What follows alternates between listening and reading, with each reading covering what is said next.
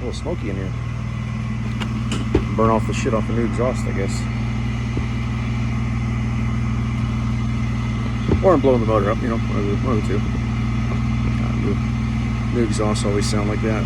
So I put a AFE High Tuck, but I replaced everything all the way up through the white pipe. So I've got AFE High Tuck with the AFE white pipe and an AFE loop delete. So the loop that's on the driver's converter, catalytic converter, is gone. It's deleted. So I chopped it off and just ran straight pipe from the converter. From the converter straight into the white pipe.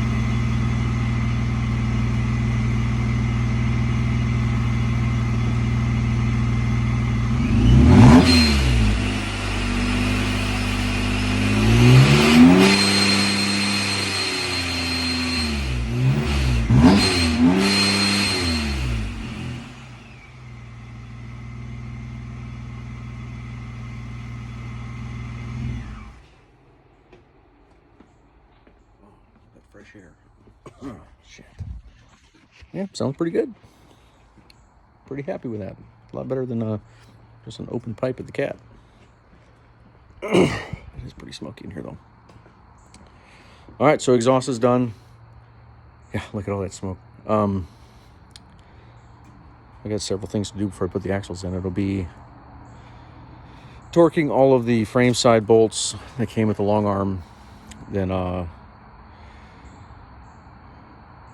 couple other things. I need to make sure I get new bolts for the axle side control arms and the track bar, and then I can start putting the axles in, I think. So the axles, well, at least the front one can start going in. The rear, I've got to cut these brackets off, which is the rear lower control arm, stabilizer mount and coilover mount bracket has got to come off for me to weld on the Evo high clearance brackets that came with the long arm kit. Once those get welded on, then the rear can go in.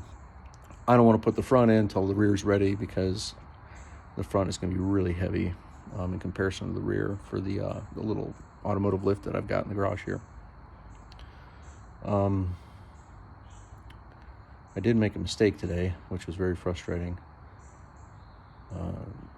When I looked up the AFE loop delete, I accidentally, just in a rush, looked at the JK instructions. So the JK instructions have you measure from the cat weld 3 1/4 or 3.5 inches or something, and the JL has you measure 2 inches from the first bend. And so I ended up chopping off about 2.5 inches too much pipe off the catalytic converter. So I had to take the cat out and then weld what I just cut off back on and then recut it.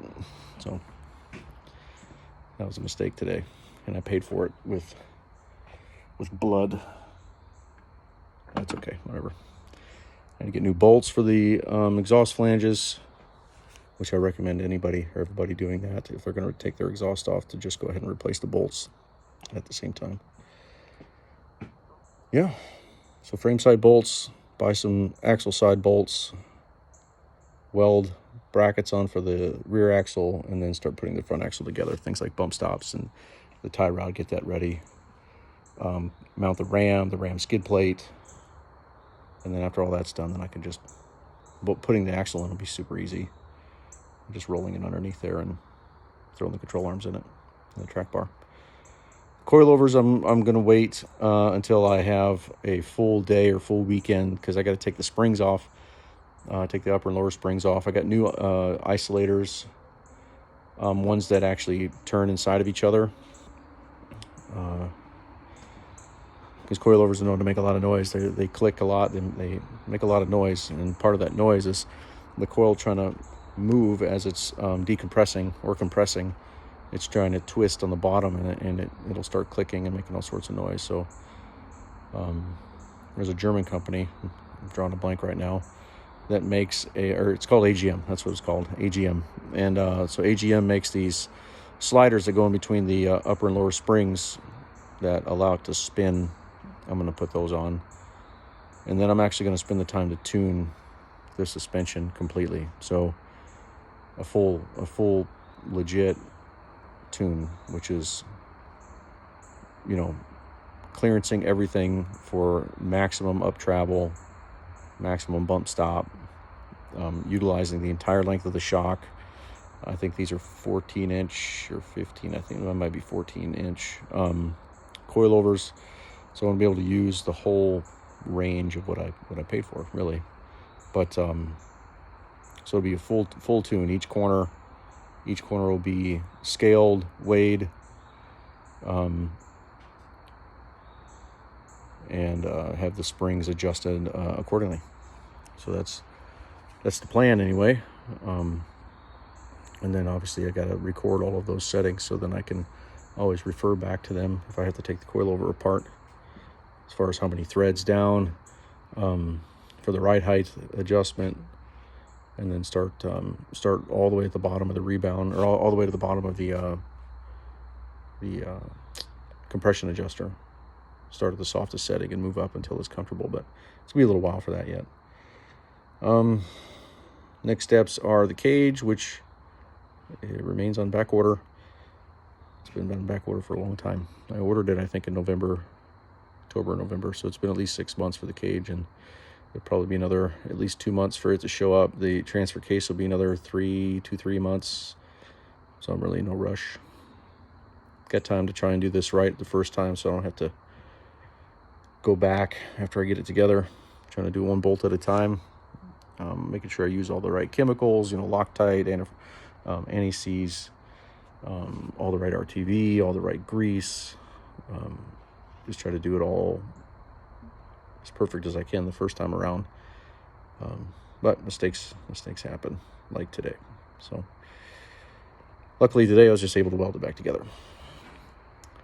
Let's see. I think that's it for Paint Train for today. Tomorrow morning is Randy's ball joints, so his Jeep is outside to get ball joints.